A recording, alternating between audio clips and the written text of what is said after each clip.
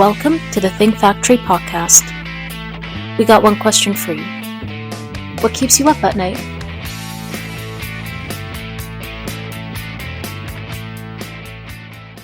Welcome to the Think Factory's podcast, powered by OGC Solutions. My name is Alka Hall. I'm a partner with Outside General Counsel Solutions and the chair of our Corporate Immigration Services Group. I'll be your host today. I'm very pleased to have with me Adrienne Fudge of 40Dreams Catering and Cooking Time. Welcome to the podcast, Adrienne. Thank you so much. I'm so glad to be here. We're so pleased to have you here. Can you start off by telling us a little bit about Cooking Time and 40Dreams Catering? So 40Dreams Catering provides meals to senior citizens and disabled adults throughout New Jersey. Up until this year, which is our 10th year, we have been primarily focused on the Medicaid population through a program titled Managed Long-Term Services and Supports. And that program allows 40Dreams to partner with insurance companies who pay for the meals. And then we basically cook, package, and deliver the meals to the homes of the members of the insurance companies. So that's what we've done for the last 10 years. This year, in our 10th year, we are extending our reach to private paying senior citizens. So our focus will still be on seniors, but we will start to deliver to people who are not Medicaid eligible and still want the meals because they're delicious and they have they're cooked with no added salt or sugar. So they're really healthy and good for people. So that's the business I've had for the last 10 years. In 2022, I actually bought a building for us to have to house 40Dreams, and that building was formerly a cooking school. And so now I have also a recreational cooking school. So we offer cooking classes to anyone in the community who wants to take them. We also have children and adult birthday parties here. And we are soon to partner with a company called Zing Train, which is out of Michigan, and they will be running some of their leadership development classes right here in Westfield, New Jersey. So these are exciting times. It's an exciting year for us as it's our 10th year, and we're expanding not just with the meals programs, but with also the cooking school and leadership development.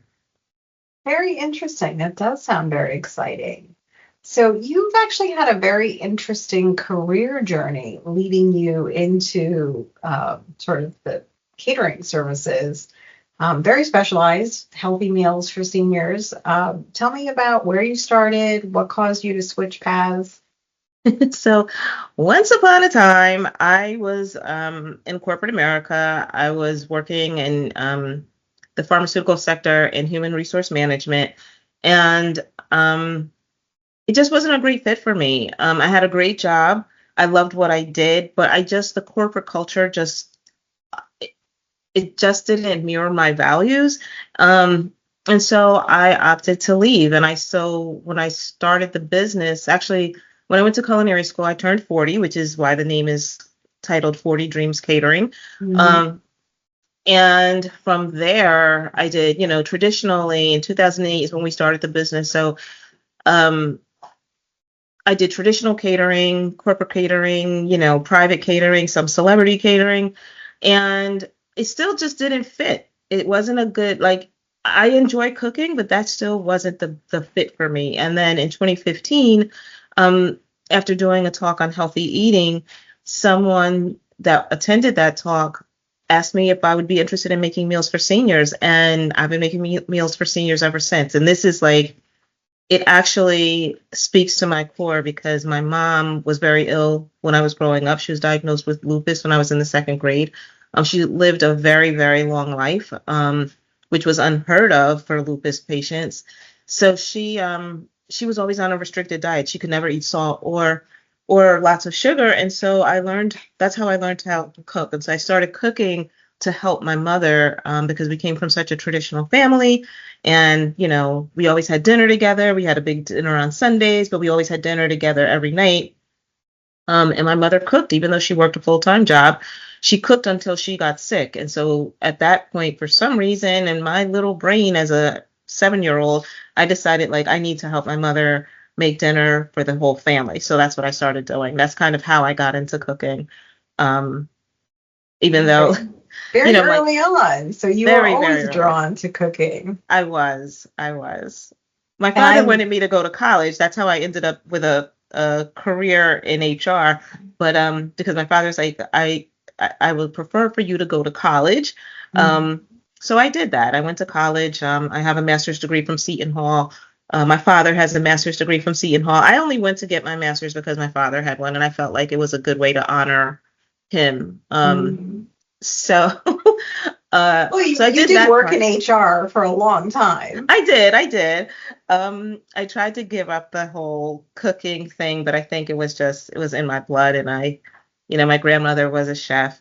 My father's mother always wanted to open a restaurant. She wasn't a chef, but she always wanted to open a restaurant. So on both sides of my family, cooking I would say it was just in my blood. So I think it was a natural progression for me. Absolutely. It does sound more of a natural progression when you describe it. And I love that you're not just catering, but you're providing specialized, nutritious meals to seniors, which isn't always available to them when they're on a limited budget or limited Right. access to groceries. So I think that's really amazing. And that really speaks to you were self-taught cook and you learned based on what fit for your mother's diet. Right. Yep. I was, I learned how to cook from my mom but I still felt like I needed to go to culinary school. So that's, I did that. And, but yeah, I've always cooked for someone on a specialized diet, which was my mom. Interesting. And then you brought that skill to make a business out of it. So I think that's pretty incredible. Thank you. So looking back at your history, you've been a leader in many different roles. You've been in HR, you've managed workforces, you're managing businesses and managing employees. What traits do you believe are essential for effective leadership in today's workplace? I would say clear communication is essential. I'm not saying I always have it 100% of the time, but I do think that communication and clear communication is one of the skills that helps people to grow. I think it helps my team to grow. I think that and it's not clear communication from one side, right? Like, so you have to be able to have open and clear communication, in order to have a successful team, I think. And so I think that's paramount for a leader, is to be able to talk to their team and to engage with their team, and for the team to feel like they can come to the leader with any issues or concerns as well. Definitely. And certainly different people lead in different ways. So how do you feel, or how do you view leadership styles as influencing the workplace dynamic? I mean, it's paramount. If you are leading with, let's say, an iron fist, or if you're like really hard on people and inflexible, it's going to be more difficult for them to thrive, I think. And I also think that over time, that type of management style can cause people to leave, and you can see a high turnover. I like to, I mentioned Zing Train earlier, but Zing Train has what they call servant leadership. And I think that what that really stands for is treating everyone on your team. I mean, we know we should treat everyone like human beings, right? But we don't, sometimes when you're leading, you forget that they may know more than what you know in that specific job, in that specific role. And so I think, leaders need to make sure that they have a style that allows people to speak up, to educate the leader on the day-to-day. As the CEO of this company, there are things that I don't have a pulse on, because I'm not in the day-to-day part of it anymore. Once upon a time, I was delivering, I was cooking, I was doing everything, but I'm not doing that now. So I rely on my team, my chef, and everyone else that works in the kitchen, and the drivers, to tell me what's going on. If I was the type of leader who wasn't open to hearing their suggestions or their comments or their concerns, then we wouldn't be able to grow. I mean, everything in life is around teams. You can't do anything just by yourself. You can't be successful by yourself. You have to engage other people. And so I think everyone should have a leadership style that allows for open communication. It's very important in my. No, no, absolutely. I certainly agree. And that is one of the number one things that I hear more often than not about leadership styles is that communication is key. So how do you, as a leader, encourage open communication? Because certainly you can be the one who's telling, everybody else what's going on, what you want them to know. But how do you invite them to reciprocate and tell you what's going on, or maybe even evaluate you and your performance if that's something you do? Yeah, I think it's so much easier than what I think people make it out to be. I mean, you just ask questions. Like, you ask people. Yeah, you ask them, like, how are things going? What's going on with the job? Do you have any suggestions? How can we do this better? Ask them for their input. And as you continue to do that, I think that people will continue to bring you the information that you need in order to make the business better. So it's really just about asking questions and being able to giving them the space to ask questions as well. And sometimes people don't feel like they can ask questions, not because of the particular leader, but because of the positions that they've had in the past. So if you have someone on your team who has always been in a position where they had to be told what to do, or they had to, that's the type of environment what it was, that's the type of culture that it was. It sometimes is hard for them to even speak up because they're not accustomed to being in a culture that's open and looking for their opinion. I mean, a lot of people don't expect to give an opinion at work. They just they expect to come to work, do their job, and go home. And when you start asking for their opinion, they may be shy to offer that opinion. So you just have to continue to ask and continue to create that space and let them know it's okay. And here we utilize Slack as a communication platform for the team. We have a kudos corner so that when people do something well, they can be highlighted in that kudos corner, and anyone can do that. It doesn't have to come from myself or the executive chef or anyone that's considered management. It can come from anybody. If you see somebody doing something good, you can put it in the kudos corner. I also think you have to praise in public and reprimand in private. I think that's very important. People have to feel respected. And when people don't feel respected, then you're not going to get 100% out of them. Absolutely. So you have a lot of things that are encouraging employee engagement, which is really a key for employees to feel welcome, seen, and offer up their opinions. Right. That's great. And go ahead. No, I would just say, like, also that they have to be clear on what their role is. And sometimes that's, if I had to say, like, what's something that I can continuously work on, it would be being very clear about what the job is, where the company is headed.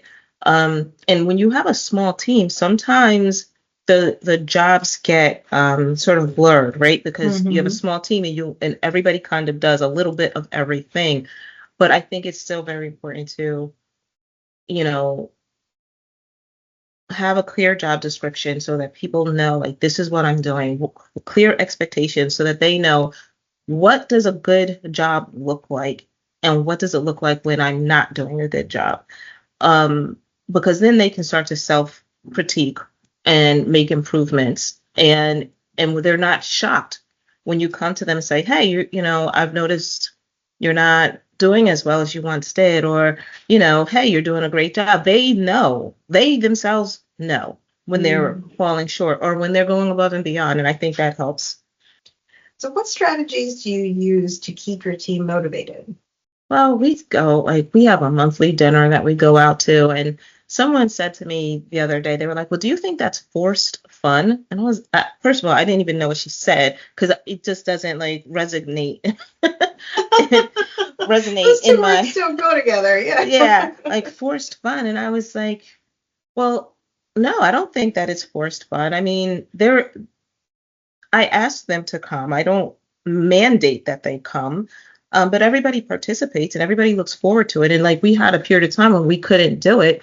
And they brought it up to me. They're like, when are we going out to dinner again? So it gives us a chance to kind of not see, every person in their role. Like not see the chef as just the chef, not see, the people packaging the food as just as the people packaging the food, but it gives us a chance to just see everybody on the same plane by getting everybody away from the office and having dinner together. And then again, like having a communication system and having a way for everybody to participate in, giving somebody a high five. I think that also helps as well. Yeah, I can definitely see that. It's kind of goes along with something that I'm learning, or that we're maybe recognizing more culturally now, is that you bring your whole self to work, right? You're not just Right. one person at work and another person at home, which maybe we kind of tried to be way back in the day, but Right. now you need to see it and understand the whole person. So that's really a really great strategy. Not a lot of companies would do that. Yeah, it's important to me. I think one of the things when you work for a good amount of years, you also learn some great,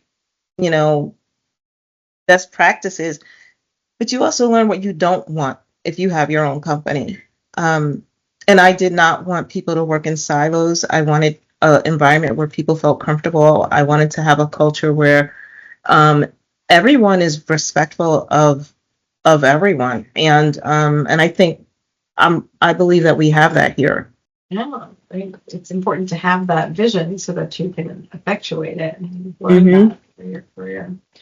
What challenges do you think either you face specifically or leaders generally face, given the sort of the multi-generational workforce that we have now? We're now for the first time have 5 different generations in the workforce at once, and I can imagine that makes communication styles a challenge. Maybe work styles are a challenge.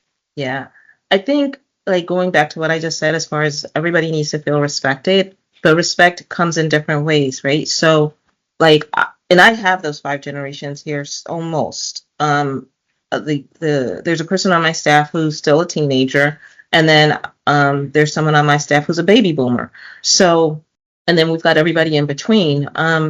So it's important to have tools that speak to each person, right? So like having Slack, for example, having that as a communication tool, allowing people to text to say, I don't know, whatever they need to say, not a whole like laundry list of things, but allowing text messaging as an appropriate way of giving somebody a heads up about something, instead of being like, I mean, back in the day when I was working, when I first started working, it was like you had to make a phone call if you were going to call out. People text that now, and some folks may say that's an inappropriate way of communicating.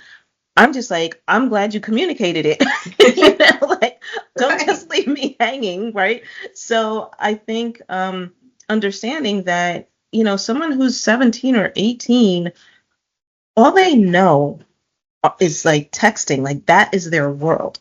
Someone who's in their 40s or 50s, of course, they're going to want a phone call, and then other people may expect you to write it down and submit a letter or an email or some type of physical documentation to say, like, I'm requesting this time off at this time. So I think just having various tools for everyone to feel comfortable makes a big difference. I know I've said this, but just the ability for people to come to you and say, come to the leader and say, like, this is what I'm thinking. This is my suggestion. This is how I'm feeling.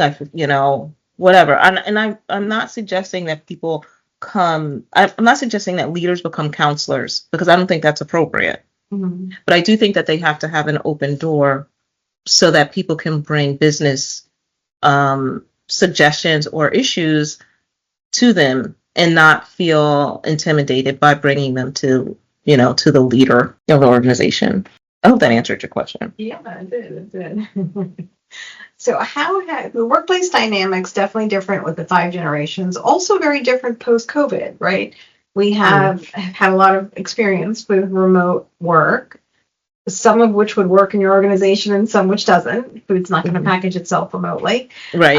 But how has that affected your business and the way that your team works now? Well, honestly, I have some remote workers. I have 2 remote workers, and I have them because of COVID, because during COVID times, it was very difficult to hire anyone. Like, I mean, nationwide, people were complaining about being able to get people to work. Um, so I do have 2 remote workers. Actually, I'm sorry, I have 3 remote workers, and they do primarily administrative things. Um, and that's why a platform like Slack is so important, because it allows everyone to interact with everyone. We have team meetings regularly, so having a weekly team meeting helps that as well. Everyone, remote workers, and workers that are here have to be, you know, that they have to attend. They have to attend the team meeting. And I would say just the biggest difference is that you have to have different ways of communicating, and you have to have a lot more. I think you have to have a lot more flexibility post COVID, and then you have to make sure your business is successful, because nobody will work for minimum wage anymore. I mean, I mean, once upon a time, like, people were happy to work for minimum wage. Well, those days seem as though they are over, and no one wants to work for minimum wage. And I mean, the minimum wage here in New Jersey is just about double what it is for the federal government. So I think it's still $7.25 at the federal level, but in New Jersey it's $15.49. So it's, you have to have a solid business in order to pay that minimum wage. Mm-hmm. Absolutely. Hard to have a team if you don't have a business. Right. And nobody will work for that. So you have to pay more than that, really, to get someone to do what people consider to be entry level jobs. You can't, they won't accept that pay. And I think that is a result of COVID. Is it because of supply and demand? Are there less people out there that are willing to work now, so they're driving a higher price? Yep. And then, right before COVID happened, there was a big push, and it was definitely strong here in the New Jersey or New York metropolitan area, but I think nationwide there was a huge push around, paying people a living wage. And, we both know that a living wage in New Jersey is not $15.49, but it's better than the $8 that it was. But there was that huge push, so I think that happened right before COVID, and those 2 things combined, people were like, you know what, I'm not working for minimum wage anymore. Like, I'm just not. And enough of them have said they're not going to work for minimum wage, that small business owners and, larger businesses have to pay higher. I mean, during COVID, you could get a job at like Target and McDonald's for $18, $19, $20 an hour. So there's no way that a small business is going to be able to hire somebody at minimum wage. Right. When customer service jobs that used to be for teenagers are now for, adults with families, and they're paying $20 an hour. Absolutely. So in that same vein, talking about recruitment and retaining employees and hiring those employees, what skills do you think are most critical for success in the workplace today?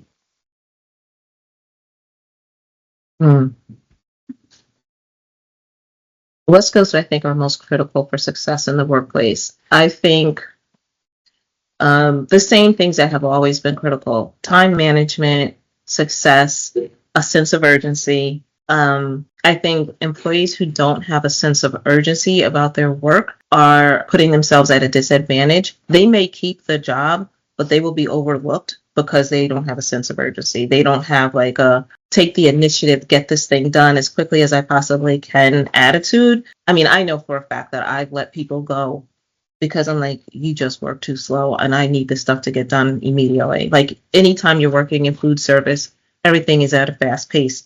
And even though we don't have customers sitting in a dining area waiting for their meal, we still need to get the food cooked, packaged, and delivered as quickly as possible. So I think that's one of the things that I see sometimes that I'm just like, hey, speed it up. You know? Like they have to have a sense of urgency, and they also need to want to grow with the company. I think that's and showing that they're interested in learning more about the organization, learning more about the jobs, and growing with the company.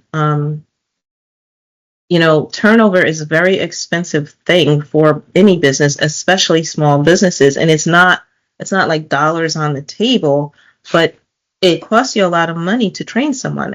If I have high turnover, which I'm grateful that I don't, but if I did, then now I have to go and train somebody. So it's my salary plus their salary that is being spent during those training hours. And that's expensive if you have to keep doing that every, 6 months, 7 months, 8 months, a year.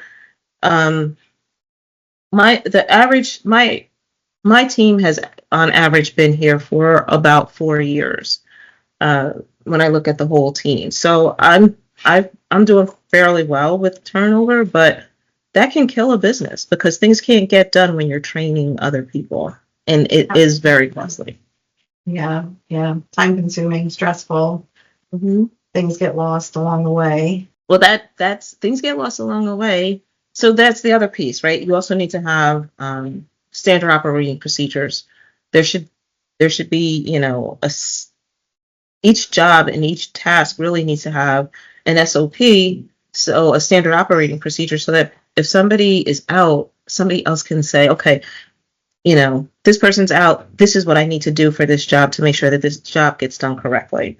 And a lot of times it's hard to put those in place, especially if the business is changing all the time, because then you got to change the SOPs all the time. But it's super important to keep the flow of work going, especially if you have high turnover, because it cuts down on your training time. That's a great insight. What other advice would you give to leaders looking to navigate the challenges of the current and future workplace?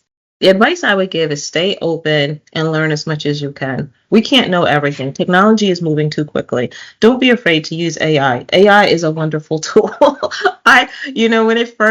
When like maybe a couple of years ago when they first started talking about it, I was like, I don't think I'm gonna do that. I don't know about this chat GPT thing. I don't know. Like I was a little apprehensive, and now I'm like, oh, let me just ask chat GPT to create this right here, and boom. In a second, I have it. And it's scary at the same time because I'm like, people are going to forget how to think.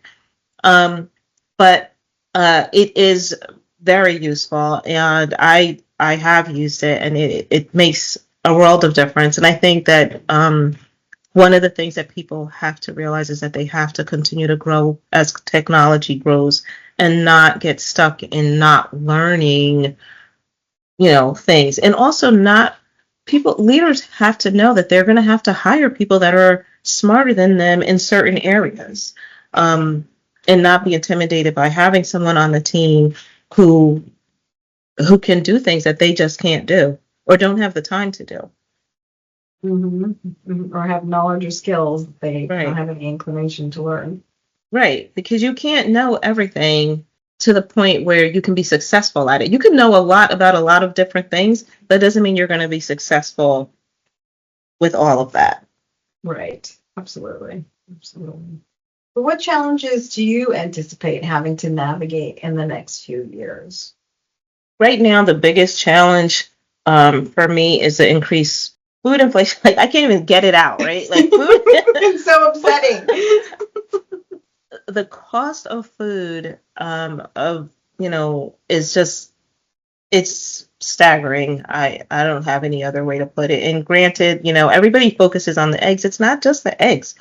Beef is very expensive. Everything is very expensive. And so that's very concerning for me. The majority of my clientele right now is Medicaid based. And so those programs are being looked at for corruption. And so as they continue to take a look at where the country can save money. I am very concerned that Medicaid would be cut, and if Medicaid is cut, then that basically cuts my entire business, which is why it's so important for me to start to serve meals to private paying citizens. So I'm just watching things very closely and trying to plan and pivot in order to make sure that we stay afloat. Because even if Medicaid is cut, let's say it's cut for a few months so that they can figure out, if there's corruption, how to make it a better practice, how to fix the Medicaid system, because it does need some fixing, right? If they pause it and people are not getting paid, doctors are not getting paid, so I'm not getting paid. Other services are not being provided. What does that mean for the general population? So I'm just watching that very closely to try to make sure that we can stay in business. We can still feed seniors, even if that should happen. And I think it will happen. I think there will be a pause with Medicaid because I don't know how they're going to figure out the corruption without pausing it. I hope they don't have to pause it, but I think that it's very likely. And what does that mean for my business? So those are the things that I'm concerned about moving forward. I see. So tell me a little bit about that. Tell our listeners about the self-pay option. What are you offering? Who could this serve, and where can they find out more? So honestly, anybody can eat the food, right? It's just regular food. It's just not made with added salt or sugar, and you can certainly put those things on at home. But we provide, each meal has a protein, a starch, and a vegetable. And sometimes we opt sometimes we opt to have two vegetables instead of a starch. So, it's good tasting homemade food. It's not frozen. It's delivered refrigerated. And it's delivered by people who work here, work in the community. Like we're not utilizing a courier service, and I like to say that we have a concierge approach to meal delivery because we actually it's hand to hand. So we deliver the food. If you're home, we hand it to you. If you're not home, then the drivers pack it up, put the necessary ice packs in the box, and sit it on your door, give you a call and let you know your food has been delivered, or send a text message that says your food has been delivered, so you're aware your food is sitting outside on your porch. Of course, I think that this is a really great service, but for anyone who has hypertension or diabetes or lupus or all types of diseases, if they're on a restricted salt diet, then we would be the option. Mm-hmm. And where's your delivery area? So we deliver all of northern New Jersey and most of central. So we're in Essex, Hudson, Bergen, Union, Passaic, Middlesex, parts of Warren, parts of Somerset County, and then we go as far south as Trenton. So the Trenton area, Hamilton, Lawrenceville, those areas. But wow, mostly, that's a really big area. Yeah, yes, it is. It is. And we want to, of course we want more clients. We want to penetrate more deeply in those areas. And that's what we're trying to do with not just the private pay, but also with the Medicaid clients. So where can people find out more and reach out to you? So they can reach out to us. Our website is the number 40, so it's 40 dreams, D as in dog, REA, M as in Mary, S as in Sam.com. So 40dreams.com. There is a contact form there that they can fill out and submit to us, and we'll get back to them. They can call us at 973-988-5554. They can call or text us at that number, actually. And the email address would be info, I-N as in Nancy, F as in Frank, O, at 40dreams.com. So those are the three ways that they can get to us. We're also on Facebook under 40Dreams Catering, and Instagram under also 40Dreams. The cooking school is titled Cooking Thyme, Thyme. But if they reach out to 40Dreams, we can direct them to Cooking Thyme if that's what they have interest in. Because we also do corporate team building cooking classes, which is a lot of fun as well. Yeah, I was going to say, let's talk a little bit about Cooking Thyme. So this was a cooking school, Mm-hmm. and now you host corporate events, cooking lessons. Tell me about it. Yeah, so we have a great time doing the corporate events, because it's not usually like a party of 20 to 30 co-workers. Sometimes they get along, sometimes they don't, but that's the whole purpose of bringing them together. And cooking, I mean, really, when you're cooking, um, it's just like it's a great experience, right? Everybody's learning at the same time. They're cooking the same recipes. And then we, at the end of it, they sit down, everybody sits down and eats together. And so, food is one of those things that brings people together, whether it's a funeral or a wedding or a birth or, a graduation, there's always going to be food. And so whenever you have food around, it helps people to relax, it helps people to engage with each other.